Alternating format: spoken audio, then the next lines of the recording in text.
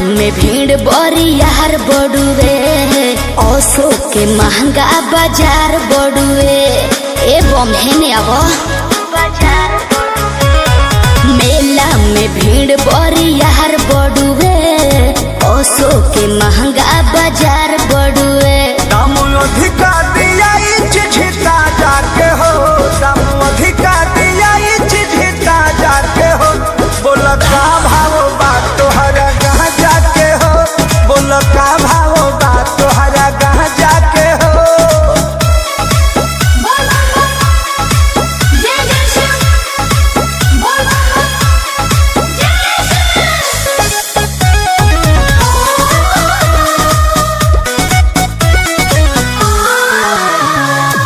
मारो ना दम गम हट जाई हो, कठिन डगरिया कट जाई हो। अरे